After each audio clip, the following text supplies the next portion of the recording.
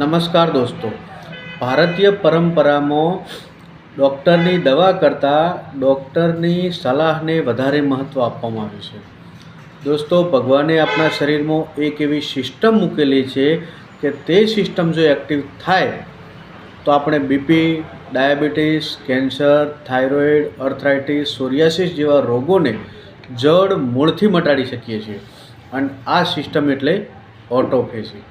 દોસ્તો, આ ઓટોફેજી સિસ્ટમને સક્રિય કરવા માટે આપણે દરરોજ 16 કલાક ઉપવાસ કરવો પડે.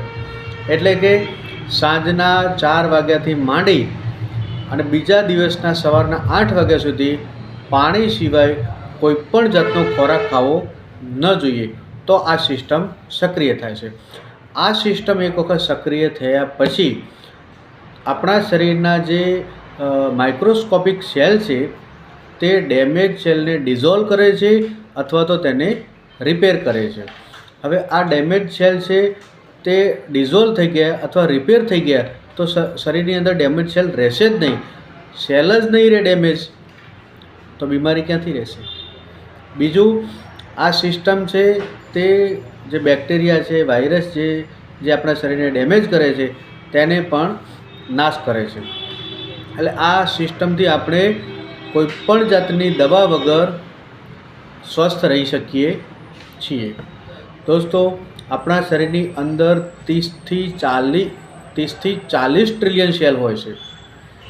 આપણા શરીરમાં દરરોજ 100થી 200 બિલિયન જેટલા સેલ નાશ પામે છે અને 100થી 200 બિલિયન જેટલા સેલ જનરેટ થાય છે. અને આ સિસ્ટમ આપણે જ્યારથી જન્મ લઈએ છીએ ત્યારથી માંડી અને મૃત્યુ થાય ત્યાં સુધી કાયમ ચાલતી રહેતી હોય છે. દોસ્તો, આ એક ઓટોમેટિક સિસ્ટમ છે જેને ઓટોકેડ સિસ્ટમ પણ કહીએ છીએ, જેનું નિર્માણ ખુદ ભગવાને કરેલું છે અને એ આપણા માટે કરેલો છે. પણ આપણે બધા દવા પાછળ ટેવાયેલા છીએ કે દવાથી જ મટાડવું. આ સિસ્ટમ વિશે આપણને કોઈપણ જાતની માહિતી નથી. અને આ સિસ્ટમની શોધ હમણાં જ થઈ.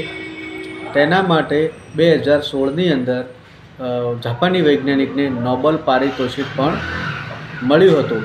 આના રિસર્ચ પણ થયેલા છે જેની અંદર આપણને 100% રિઝલ્ટ મળેલું છે. આ સિસ્ટમને બીજી રીતે પણ આપણે સક્રિય કરી શકીએ છીએ. તો કેવી રીતે? તો આપણે સવારે 7 વાગે જમવાનું જમી લઈએ. 7 વાગ્યાથી માંડી અને સાંજના 7 વાગ્યા સુધી કોઈપણ જાતનો ખોરાક નહીં ખાવાનો, ફક્ત પાણી. સાંજે 7 વાગે આપણે ફેટ વગરનો અને લો કાર્બોહાઈડ્રેટવાળો ખોરાક ખાઈ શકીએ છીએ. એટલે કે જે વસ્તુમાંથી તેલ નીકળતું હોય એ ખોરાક રાત્રે નહીં ખાવાનો.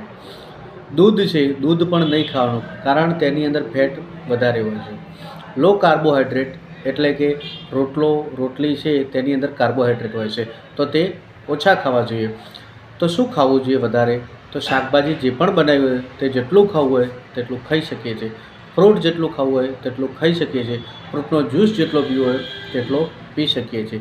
મતલબ કે તૈલી પદાર્થ રાત્રે ઓછા ખાવાના અને શાકભાજી, ફ્રૂટ વધારે ખાવાના, રોટલી ઓછા ખાવાના. તો આપણે આ સિસ્ટમને સક્રિય કરી શકીએ છીએ.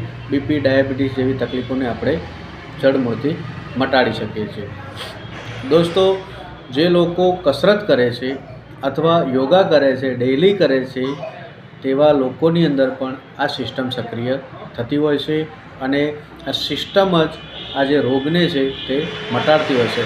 એટલે જ તો એથ્લેટ હોય છે, યોગા ટ્રેનર હોય છે તે બીમાર ઓછા પડતા હોય છે. Thank you.